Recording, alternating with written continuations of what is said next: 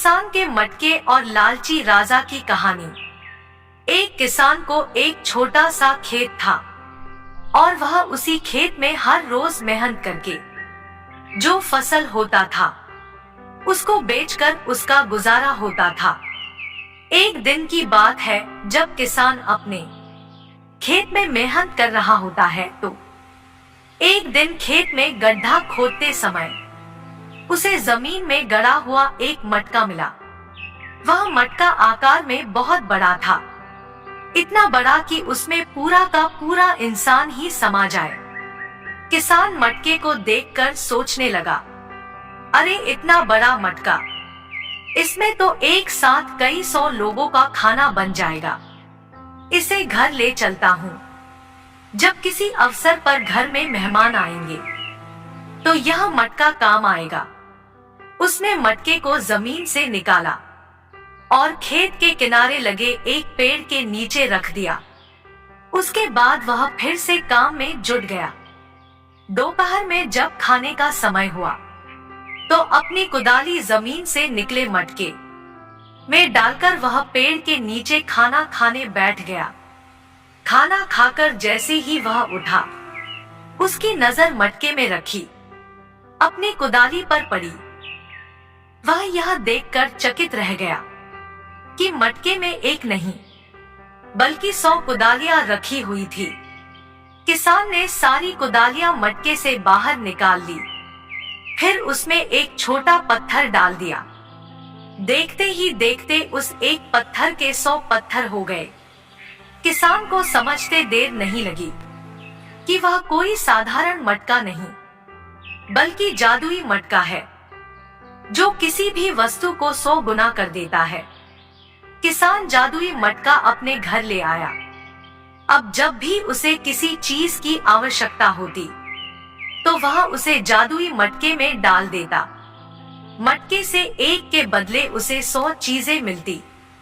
जादुई मटका हर चीज को 100 गुना कर देता था, फिर चाहे वो खाने की चीज हो, कपड़ा हो, सोने के सिक्के हो। किसान को अब किसी चीज की कमी न रही। वह दिन पर दिन धनवान होता गया।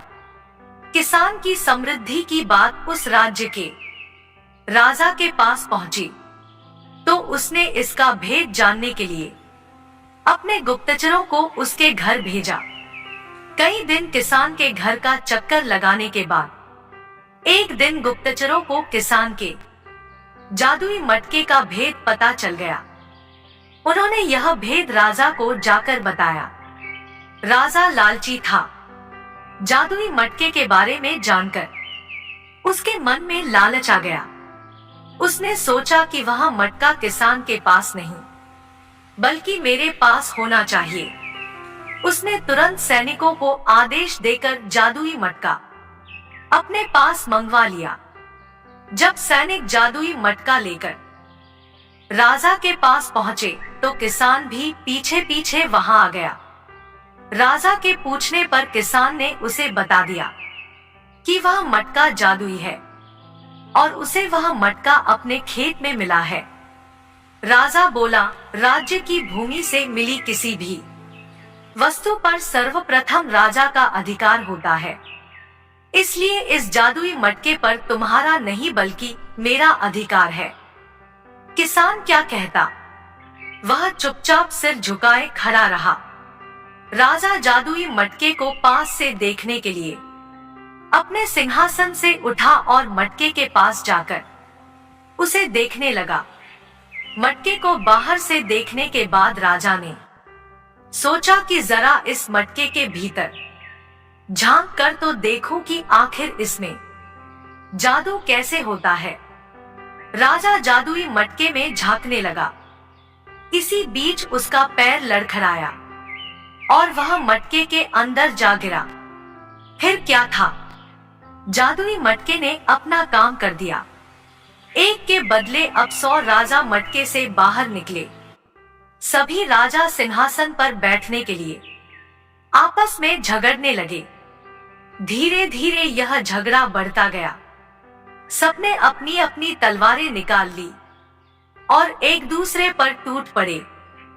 फिर ऐसी मारकाट मची कि कोई राजा जीवित न बचा। सब मारे गए। जादुई मटका अभी भी वहीं पड़ा था।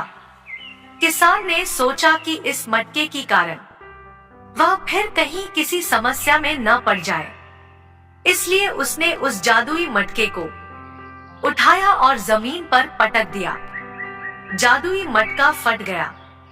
किसान अपने घर आ गया और उसके बाद से पहले जैसा जीवन जीने लगा, लेकिन उसे कभी किसी चीज का लालच नहीं था, इसलिए वह अपने जीवन में हमेशा संतुष्ट रहा।